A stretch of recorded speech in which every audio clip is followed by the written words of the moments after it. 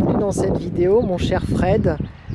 Le thème de cette vidéo sera voyager pas cher, respectant la nature et convivialité. Peux-tu te présenter mon cher Fred? Oui, je m'appelle Fred, je vais sur mes 40 ans en fin d'année.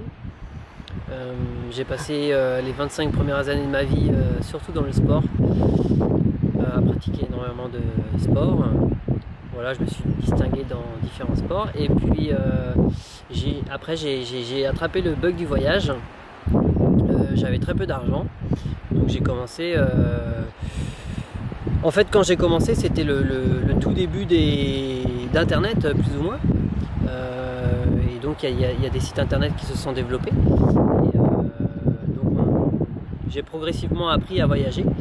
Et avec le temps, avec mes 10-12 années passées à l'étranger et à voyager, quasiment non-stop, en associant le côté professionnel et le côté aussi éducatif, formation, eh bien je suis devenu quasiment, je me considère en tout cas plus ou moins expert du tourisme, aussi bien professionnellement par le travail, puisque j'ai travaillé dans le tourisme depuis plus de 10 ans maintenant, et tout le tourisme alternatif, tout le tourisme expérimental, voilà, c'est mon dada, c'est ma passion, j'ai ça dans le sang, dans les tripes.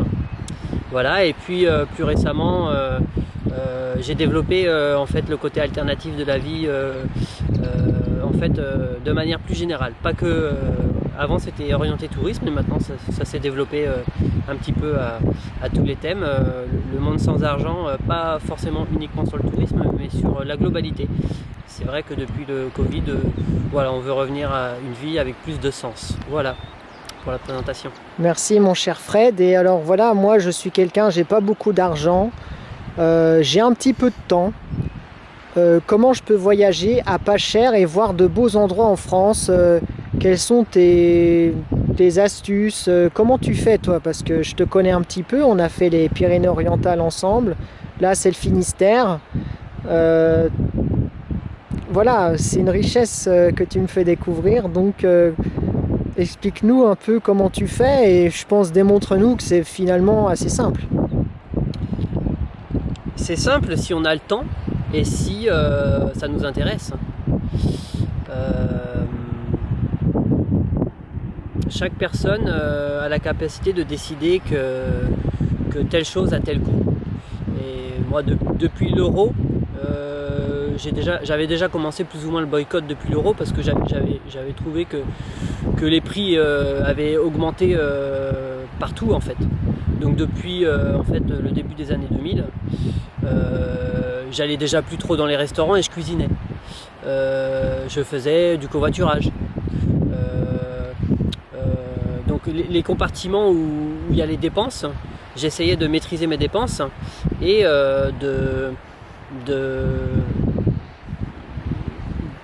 d'avoir une réflexion, une analyse sur les zones de dépenses les plus importantes. Donc les zones de dépenses les plus importantes, c'est l'hébergement, le transport et la nourriture. Donc voilà, l'objectif c'est de diminuer drastiquement, voire totalement, les coûts en hébergement, les coûts en transport et les coûts en nourriture. Donc ça je peux le développer. Ben, je t'en prie mon Fred, on est là pour ça, hein. Tu es un expert, je le sais, donc vas-y mon Fred. Donc pour l'hébergement, beaucoup connaissent Antoine de Maximi, J'irai dormir chez vous. Personnellement, je pratique comme lui, j'ai passé 1100 nuits chez l'habitant dans plus de 50 pays. Je le pratique depuis 2005. Voilà, ça demande beaucoup d'efforts, beaucoup d'investissements. Ça demande du temps, hein, de l'énergie, puisqu'il faut envoyer des demandes à des personnes. Ça demande de l'énergie d'avoir envie de rencontrer l'habitant, d'avoir envie de partager du temps, de partager des connaissances, des compétences, de partager... voilà, ça demande d'aimer les relations humaines, les valeurs humaines. Et aussi, une autre possibilité pour l'hébergement, c'est de dormir en nature. Donc ça demande d'avoir une certaine flexibilité sur le confort, sur peut-être la propreté, parce que voilà, on ne peut pas forcément se laver toutes les 24 heures, donc peut-être toutes les 36 heures ou toutes les 40 heures. Donc il faut avoir une certaine flexibilité et avoir une ouverture d'esprit. Et aussi quelque part un petit acharnement dans sa tête. Comme si c'était un challenge de se dire je ne paie pas, je vais essayer de trouver quelqu'un avec qui partager un moment, avec une personne qui souhaite me rencontrer. Je vais m'investir dans cette expérience. Je vais pas forcément payer d'argent en restant chez quelqu'un, mais je vais investir de mon temps et de mon énergie avec cette personne. Donc il faut savoir peser le pour et le contre. Donc moi je fais ça à 100%. Il y en a, ils aiment, par exemple dans un voyage d'une semaine, ils vont vouloir passer 2 nuits chez l'habitant. Donc voilà, c'est flexible. Ça peut être l'ensemble du voyage. Comme moi par exemple, j'ai pu faire la traversée de l'Europe par le sud, de la côte ouest en France jusqu'à la Crimée, en Russie, pendant 100 jours. Et j'ai dépensé 10 € en 100 jours. En hébergement, je parle. Et un tiers, c'était donc l'hébergement chez l'habitant via des plateformes. Un tiers, c'était de dormir en nature, donc avec la tente, en bivouac, puisque c'était l'été. Et un tiers du temps, c'était des invitations, des gens que j'ai rencontrés en autostop par exemple, ou des festivals, ou des transports aussi, passer la nuit à prendre un transport. Et c'était un voyage effectivement où j'ai fait beaucoup de stops aussi. Effectivement, ça réduit donc la deuxième partie, c'est le transport, et la troisième partie, pour rappel, c'est la nourriture. Donc faire du stop, c'est une petite parenthèse de la deuxième partie. Et j'ai refait le même itinéraire de la France, donc de la côte atlantique jusqu'à Saint-Pétersbourg en Russie, par le nord cette fois, pendant 135 jours. Et j'ai dépensé 50 € en 135 jours d'hébergement, je parle. Et là, c'était... alors le premier voyage, c'était en 2012 et le deuxième en 2015. Donc toujours plus ou moins avec la même plateforme, Couchsurfing, mais il y a d'autres plateformes, BeWelcome, TrustRoutes et Coachers. Ce sont les 4 plateformes principales. Couchsurfing, c'est payant. Et les plateformes BeWelcome, TrustRoutes et Coachers sont des plateformes gratuites. Et voilà, elles se développent énormément actuellement. Plateforme alternative et gratuite, libre et gratuite.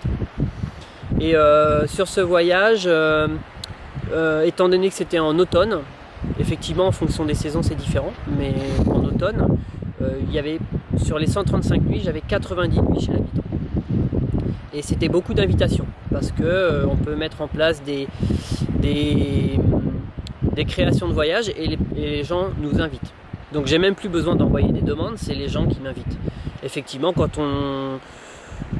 on fait en sorte d'avoir un profil enrichissant et un profil qui donne envie, on est invité. Et moi c'était mon cas, j'étais toujours invité. Dès que je mettais un message, les gens m'invitaient et voilà. Après c'est différent. Quand c'est nous qui faisons les requêtes, c'est nous qui choisissons les personnes. Et quand on est invité, c'est les personnes qui nous choisissent. Donc c'est une optique différente de vouloir rencontrer la personne que l'on veut ou de vouloir accepter la personne qui veut nous rencontrer. Voilà, donc ça c'est la psychologie de la vie chez l'habitant que j'adore. Parce que il faut savoir faire l'un et l'autre. Et donc comme c'était en automne, voilà, j'ai passé moins de temps à dormir en extérieur, forcément, et j'ai peut-être passé plus de temps à essayer de trouver des transports de nuit, par exemple des bus, des trains, des bateaux des fois, par exemple, pour aller d'Helsinki à Saint-Pétersbourg, et pour avoir le visa gratuit à Saint-Pétersbourg, j'ai pris un bateau, aller-retour sur 4 jours, pour avoir un visa gratuit de 72 heures à Saint-Pétersbourg. Et voilà, donc il y a eu un petit coût de transport, mais voilà, ça me payait en quelque sorte les nuits, donc c'était avantageux. Après, c'est pas la seule partie d'hébergement, hein. En hébergement on peut faire du woofing, donc dormir dans les fermes et 4 nuits, 4 heures de travail dans les fermes par jour. Donc c'est une possibilité. J'ai eu des expériences de woofing. Souvent c'est sur quelques jours minimum. Et on partage avec des personnes qui ont une ferme. Après il y a la possibilité d'effectuer des chantiers participatifs dans des écolieux. Alors ça c'est quelque chose qui se développe énormément. Et donc par rapport à ça, j'ai créé une base de données qui recense des écolieux et des chantiers participatifs parce que c'est une certaine mouvance et ça se développe énormément. Voilà, pour la partie hébergement, il y a des applications qui existent comme Park4Night. Donc c'est il suffit de télécharger l'application et on peut trouver des lieux pour dormir. Alors maintenant j'ai fait l'acquisition d'un van, donc je dors en van où je veux et je peux dormir dans mon van. Et puis je suis plus flexible avec mes hôtes. Par exemple, si c'est des hôtes qui ont très peu de disponibilité et qui n'ont pas de place dans leur hébergement, je peux dormir dans mon van, mais aller chez eux pour partager un repas, discuter un petit peu, charger mes appareils électriques, prendre une douche. Voilà, donc je suis plus flexible qu'avant. Avec un van, c'est vrai que ça facilite énormément et je peux m'accorder des pauses plus souvent pour souffler entre chaque expérience, chaque rencontre, chaque nuit d'hébergement. Voilà un petit peu pour la partie d'hospitalité qu'on peut développer plus parce qu'il y a d'autres réseaux qui existent. Il y a par exemple l'échange de maisons, le home swapping, que j'ai pratiqué aussi. Il y a le gardiennage d'animaux, donc il y a un réseau par exemple qui s'appelle Nomador, donc j'ai pu l'an dernier rester 3 mois à garder des animaux dans différentes maisons dans les Pyrénées-Orientales. Voilà, c'est d'autres concepts qui sont un petit peu différents, à chacun d'utiliser la plateforme qui lui correspond en fonction de son rythme et de sa préférence. Voilà un petit peu. Et alors pour la nourriture, si je comprends bien, tu vas assez peu au restaurant, tu cuisines soit chez les gens, soit tu te fais tes petits repas en bord de mer avec une petite sardine, une petite tomate, c'est ça? Alors pour la partie alimentaire, pour moi dans un premier temps c'est très important la qualité. Et dans les restaurants on ne sait jamais ce qui se passe trop en arrière-cuisine. On ne sait jamais d'où les produits viennent. Donc de manière générale les restaurants je boycotte depuis le début de l'euro. Peut-être un peu moins mais les scandales de nourriture ça existe depuis très longtemps. Donc de manière générale j'achète la majeure partie de ma nourriture localement, donc d'origine France, dans des magasins où la nourriture est bio. J'achète une majorité de fruits et de légumes et de protéines végétales si possible, lait végétal par exemple, pas de lait de vache. Pour la nourriture, moi je m'accorde un budget important parce que j'estime que nous sommes ce que nous mangeons. Donc pour moi c'est très important de me nourrir très bien. Donc j'investis beaucoup plus en nourriture qu'en hébergement. Et plus en transport qu'en hébergement. En fait la partie hébergement dans mes voyages ça va être 10%. La nourriture peut-être 60%. Et le transport 20 et le loisir 10 parce qu'il y a la partie loisir aussi. Après il y a des loisirs gratuits et des loisirs payants. Ça aussi ça serait le quatrième point. Et généralement les personnes elles dépensent 50 ou 60% pour l'hébergement et 30% pour la nourriture et puis 10% le reste, le transport et les loisirs. Voilà, il faut savoir inverser cette tendance parce que l'hébergement en fait tout le monde peut en avoir gratuitement si en fait on s'entraide entre nous et c'est enrichissant, c'est les valeurs humaines, c'est très important, c'est même primordial. Sans le côté social, ça sert à quoi de vivre s'il n'y a pas le côté social?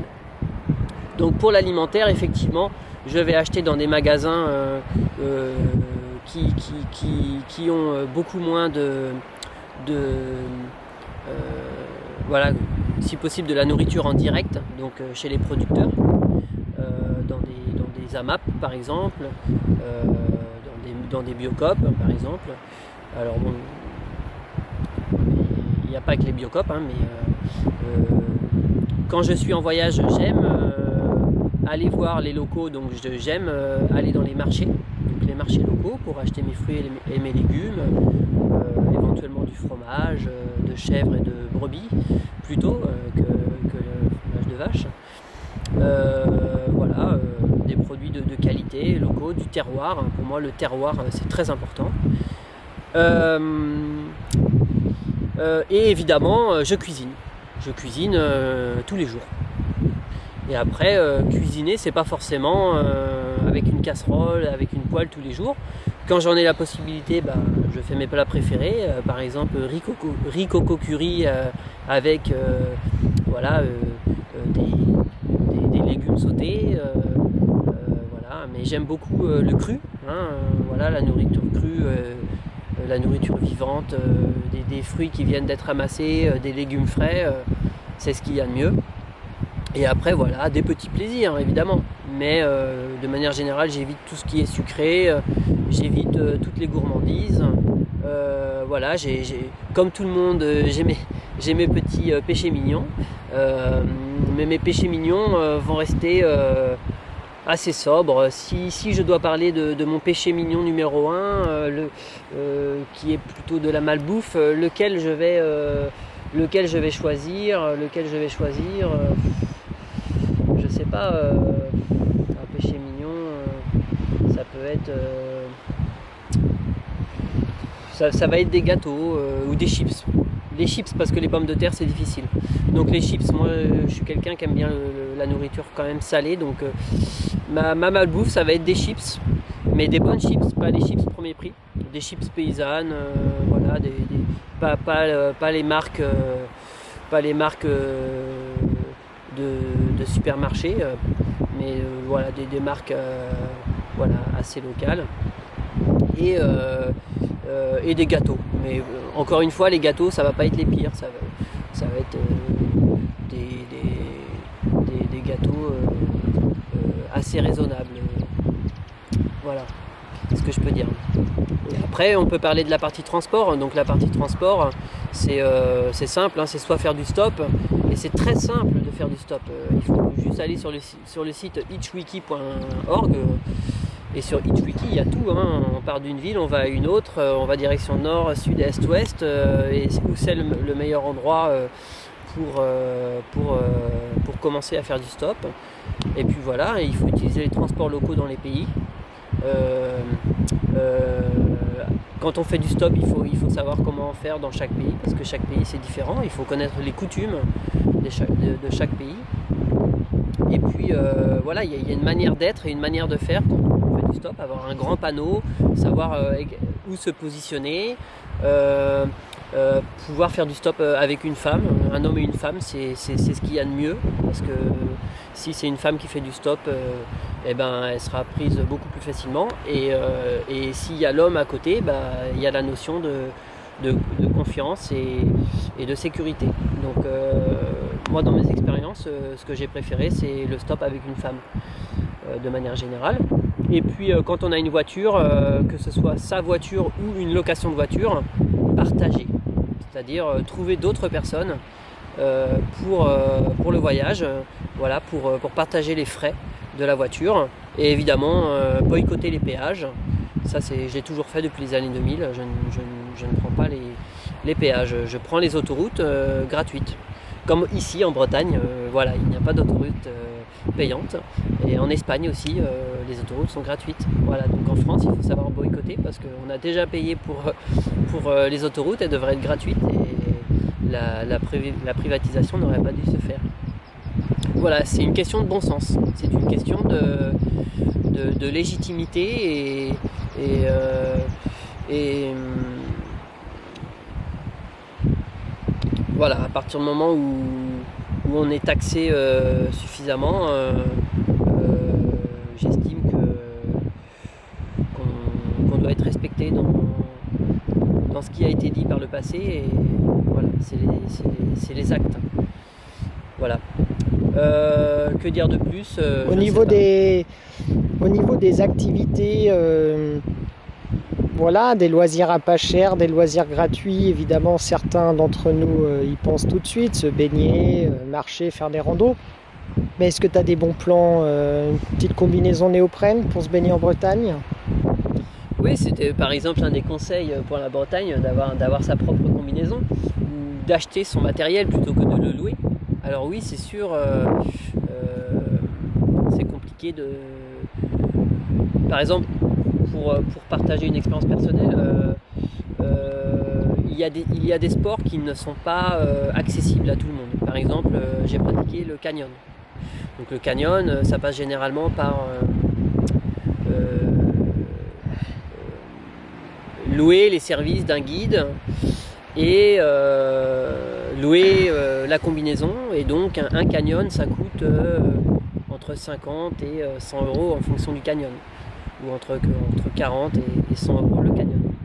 Personnellement, j'ai investi 1000 euros dans tout le matériel et j'ai fait 40 canyons. Donc si on divise 1000 divisé par 40, donc 1000 divisé par 4, ça fait 250, divisé par 10, ça fait 25 euros. Donc voilà, j'ai dépensé 25 euros par canyon effectué sur les 40 canyons. Et j'ai accumulé de l'expérience évidemment. Et j'ai toujours ma combinaison. J'ai toujours voilà, mes piolet, corde. Alors piolet, c'est pour l'alpinisme et le piolet et les crampons. Les cordes, non, parce que je les ai toujours, mais maintenant en fait les cordes finalement c'est la seule partie que je n'ai plus.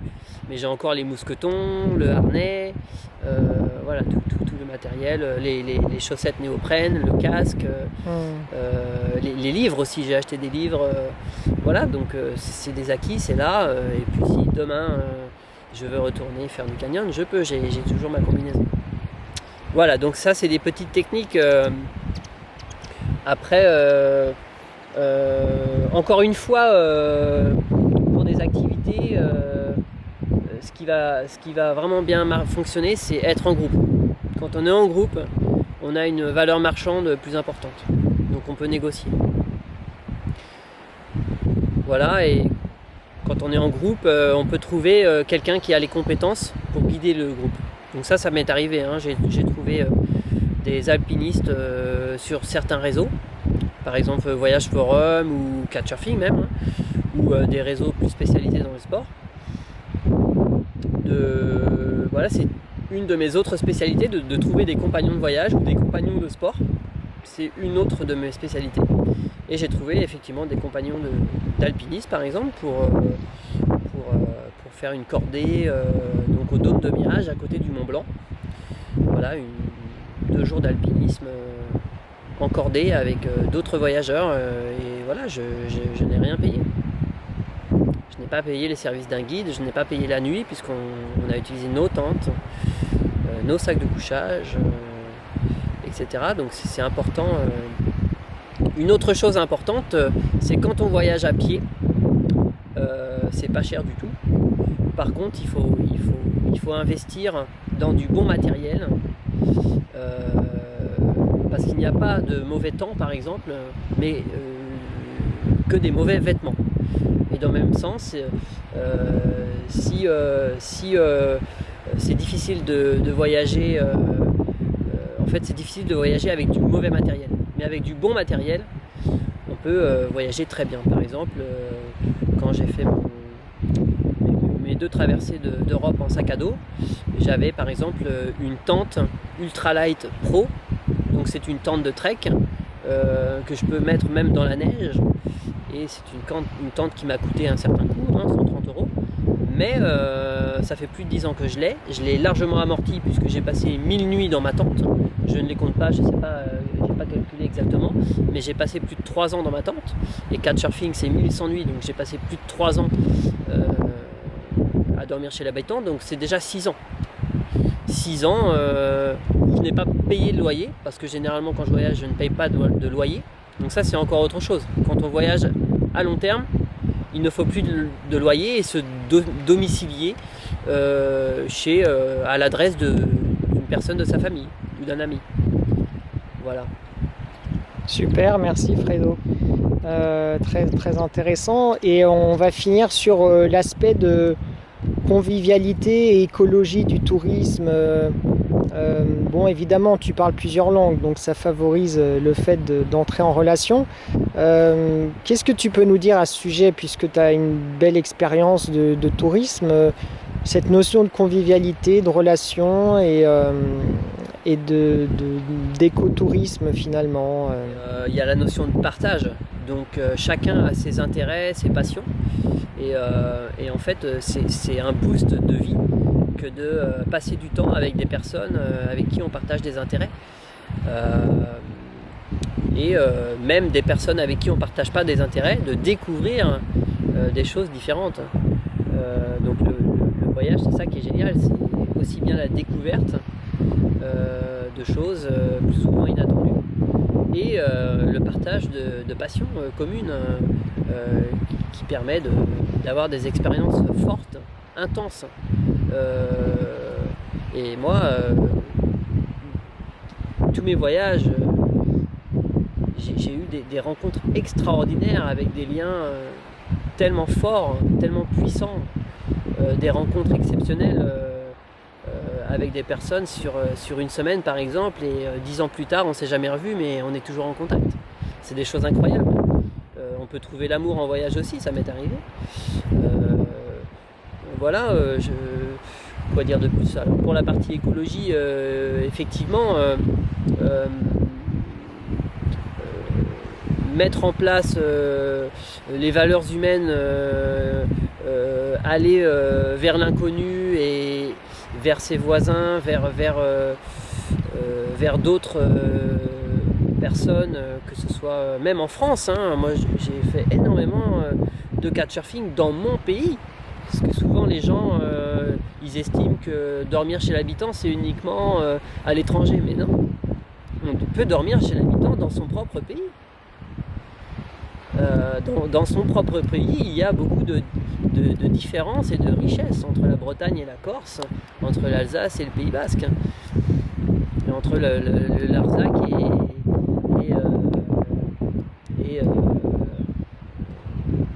les ch'tis par exemple, pour essayer de parler de tous les endroits de France.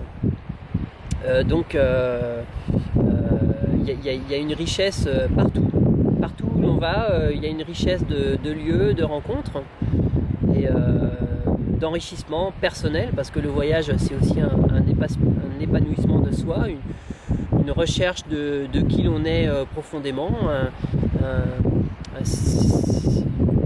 comme le Petit Prince, c'est un voyage initiatique, et plus on se connaît, mieux, plus on se connaît quelque part, plus le temps qu'on investit et l'énergie qu'on investit, il est orienté vers ce qu'on veut profondément dans la vie. Donc quelque part on gagne du temps, on gagne de l'argent et on gagne de l'énergie, parce que plus on se connaît, plus on apprend à se connaître par le voyage par exemple, parce que le voyage c'est une grande partie de la connaissance du soi, de partir vers l'inconnu pour découvrir des facettes plus ou moins obscures qui sont à l'intérieur de nous en fait. Et c'est ça qui peut nous apporter aussi beaucoup de gains de temps, beaucoup de gains d'argent et beaucoup de gains d'énergie. Ça m'a énormément apporté en maturité. C'était une maturité exceptionnelle pour moi de voyager autant, d'avoir parcouru le monde pendant 10 ans. Et voilà, une confiance en soi aussi, ça fait partie du gain d'énergie. Gagner en confiance en soi, c'est un gain d'énergie. Et évidemment, dès qu'on se rapproche des valeurs humaines, on se rapproche aussi des valeurs de la nature, donc les valeurs du monde minéral, du monde végétal, du monde animal et du monde humain. Et tout ça c'est connecté. Tous ces mondes toutes ces différentes densités et dimensions sont connectées. Et c'est très important de respecter le minéral, le végétal, l'animal et les autres. Parce qu'en fait, c'est très important d'avoir de l'empathie pour le minéral que l'on boit, le végétal que l'on mange, l'animal aussi à respecter, qui nous nourrit parfois pour certains, et l'humain, parce qu'on pourrait être l'autre. Donc c'est important de respecter l'autre dans sa diversité, dans sa différence. Et c'est une richesse, la diversité et la différence. Mon Fred, pour finir, si tu avais un message à adresser aux gens qui aimeraient voyager mais n'ont toujours pas passé le pas, qu'est-ce que tu pourrais leur dire si tu n'avais plus que 24 heures à vivre? Et c'est à ces gens-là que tu devrais délivrer ton message sur le voyage. Ils n'osent pas, ils aimeraient le faire, mais ils n'osent pas. Qu'est-ce que tu leur dirais, Fred? Je leur dirais que c'est des personnes qui sont portées dans l'avoir, dans le matérialisme, dans le confort, dans l'argent, dans l'ego. Et c'est des personnes qui n'arrivent pas à être heureuses sans rien. Imaginez-vous seul dans une forêt sans rien. Et essayez d'être heureux seul, sans rien, pendant 48 heures dans une forêt. Seul avec vous-même. Et en fait, à partir du moment où on peut être heureux seul dans une forêt, là on a atteint le bonheur. Parce qu'en fait, ça veut dire qu'on a besoin de rien pour être heureux. Et quand on a besoin de rien pour être heureux, c'est ça le vrai bonheur. Mais quand on accumule toujours plus d'argent, plus de travail, plus de confort, en fait, c'est l'avoir, c'est pas l'être. Ça s'arrête jamais, on veut toujours plus d'argent, toujours plus de confort, toujours plus. Donc c'est une course sans fin, et en fait, il faut savoir s'arrêter. Arrêter le temps. Dans une forêt, on arrête le temps. Voilà. Donc je conseille à des personnes de dire stop à leur routine et de partir le temps d'un week-end, le temps d'une semaine, et de se reconnecter aux choses essentielles que je disais un peu plus tôt, le minéral, le végétal, l'animal, les autres, parce que les autres c'est nous, et aussi les éléments. Donc les éléments, l'eau, la terre, le soleil, les arbres, se connecter parce que avec quelques personnes, c'est ça l'humain. Après on n'a pas du tout parlé de la musique aussi, mais la musique ça rend les choses beaucoup plus vivantes. Voilà. Merci Fred. On peut te joindre comment si on a envie de te poser des questions? Ok. Merci Fred. Je vous en prie. À nouveau, je remercie Fred de m'avoir présenté le Finistère. Ici, nous sommes dans le parc naturel d'Armorique, la presqu'île de Crozon. Magnifique. Donc, on a pu dormir sur un terrain là-bas gratuitement, en baignade également à 20h30 hier soir. Il faisait beau. Coucher de soleil, lever de soleil. Nous avons pu faire le marché de l'Agnon, la plage des Amiettes. Nous sommes allés au musée vivant des vieux métiers bretons avec son parc de jeux bretons. Les Fest-Noz. Un anniversaire important. Un anniversaire tout à fait sympathique. Et puis l'année dernière, c'était Pyrénées-Orientales avec plage de Sainte-Marie-de-la-Mer à côté de Perpignan, puis source d'eau chaude en face du Canigou. Et plein de rencontres. Et de belles rencontres. Donc merci à Fred. Et vive ce paysage naturel et gratuit. C'est quand même tout à fait satisfaisant. C'est étrangement satisfaisant.